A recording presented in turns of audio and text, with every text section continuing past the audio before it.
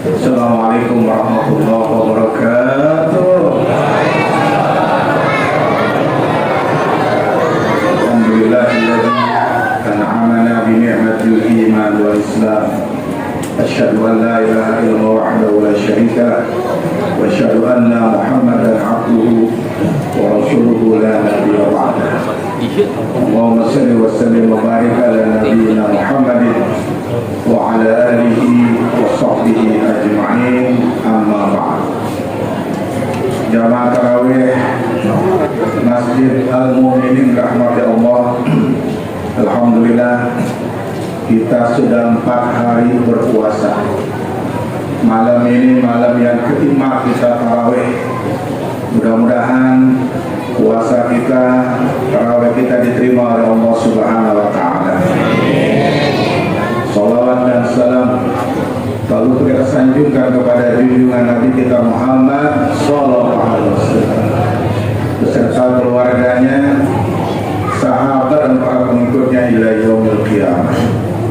Judul tausiah malam ini adalah 4 orang yang tidak diampuni dosanya walaupun berada di bulan Ramadan.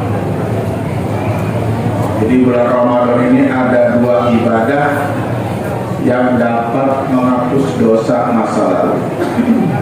Satu, ibadah puasa. Hadisnya sahih. Man shoma Ramadhana imanan wa ihtisaban ghufira lahu ma taqaddama min dzambi. Hadis Bukhari.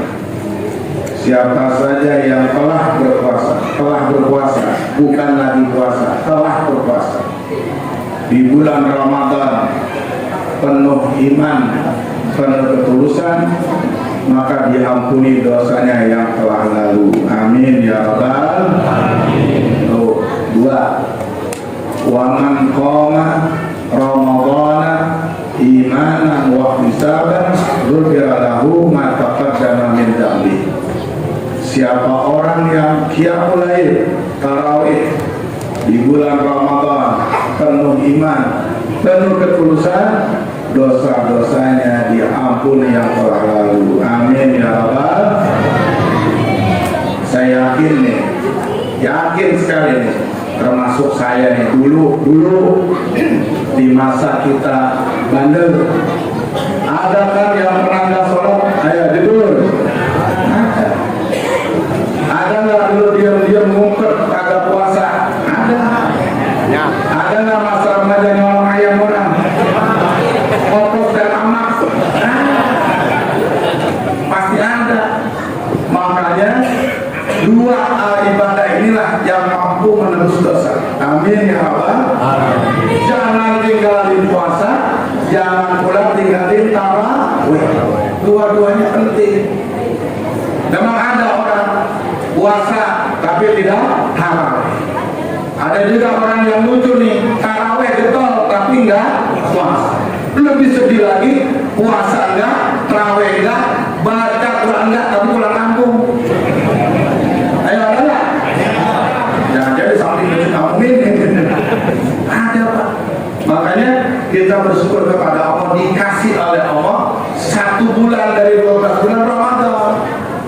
Maka ambillah ibadah-ibadah di bulan Ramadan. 2 inilah yang penting. 1 puasa, 2 tarawih. Tapi Ustaz, tarawih kan sunnah, jangan lihat sunnahnya, tapi lihat balasannya. Ghufira lahu ma taqaddama min dzambi. Diampuni dosanya oleh Allah yang telah lalu, apakah dosa kecil maupun dosa besar. Ini cerita nyata. Saya lagi ceramah di Asra, lagi ceramah begini nih, sama di Asra. Tiba-tiba ada jamaah, Ustaz, apakah dosa saya diampuni? Apa Pak dosanya? Saya sering mabok. Kapan Pak? Sampai sekarang ada doa. Bingung kan saya? Terus dia cerita lagi, Ustaz, di samping mabok mau ngaku saya senang wanita. Jujur Pak, ini orang jujur mendingan begini daripada Bapak diam-diam bandel. Mendingan begini nih. Apa saya bilang?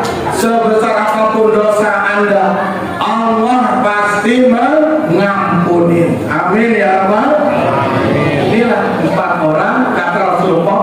yang tidak diampuni dosanya walaupun dia puasa di bulan Ramadan. Satu, uququl walidain, durhaka kepada kedua orang tua.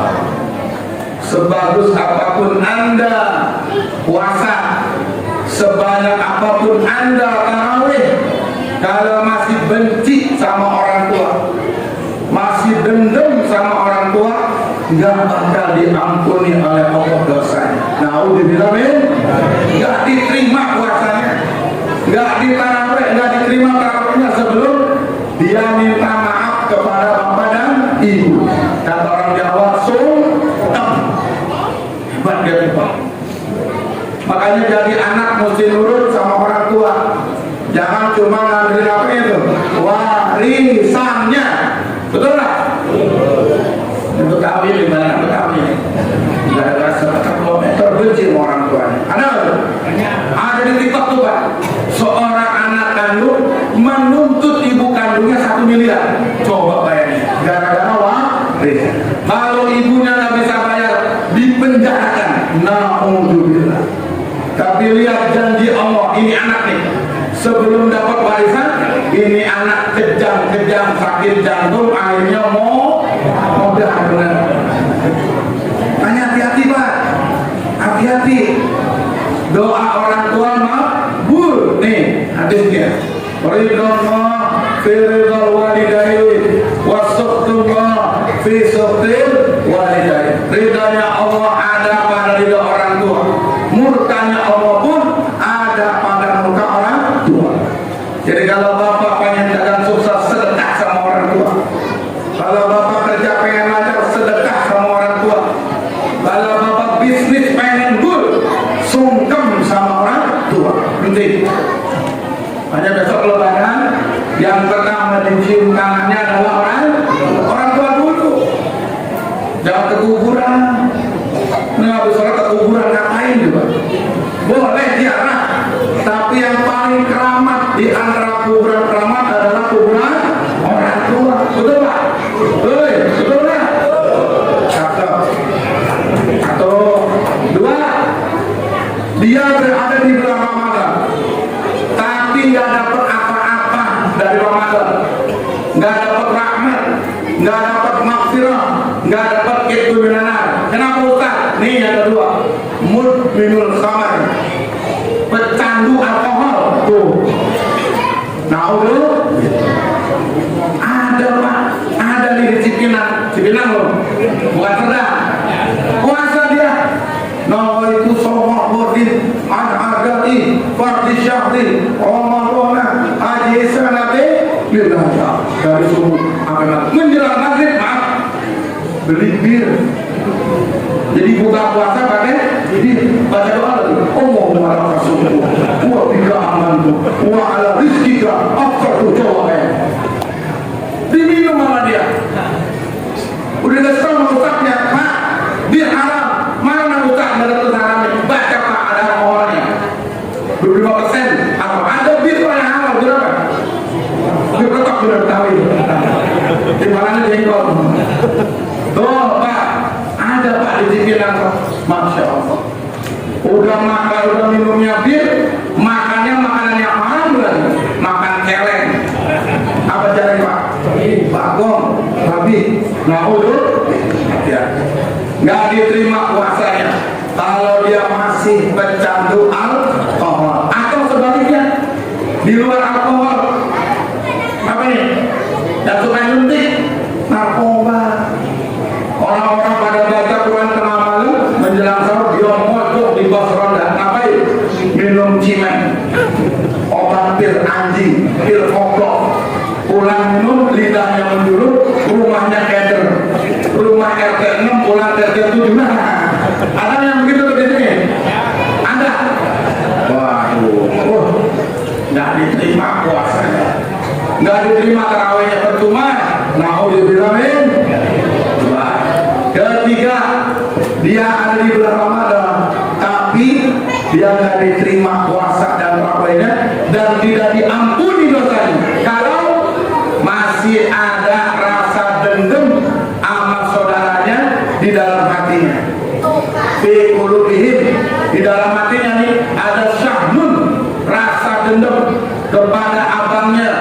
kepada adiknya, kepada saudaranya, kepada pamannya, kepada kucing hutannya, kepada pak dek kuleknya. Masya Allah.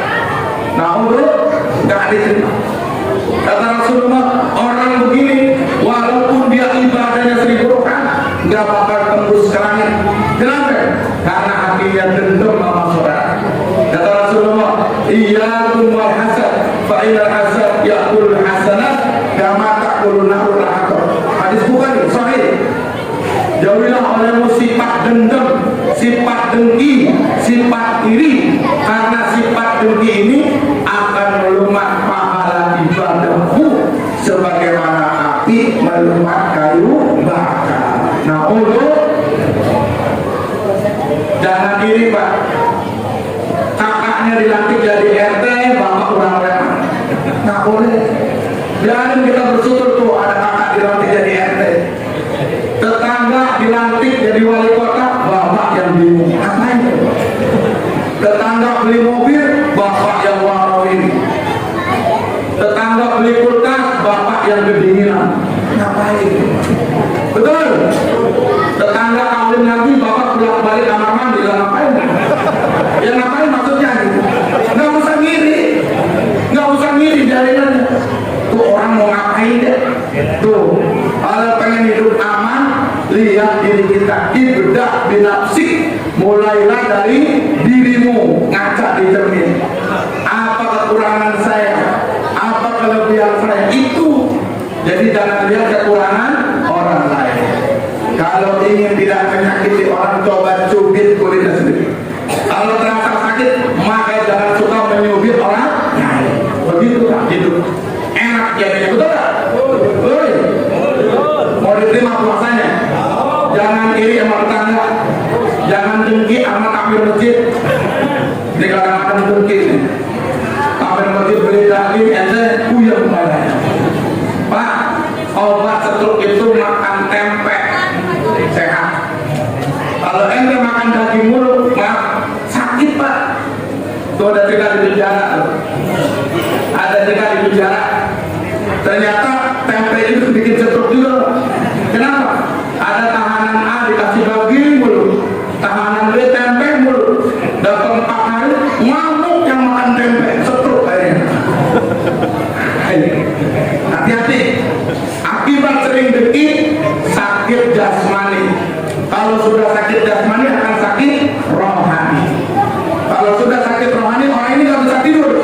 Karena kepikiran orang lain, kebayang orang lain, kesel dengan keberhasilan orang. Jangan.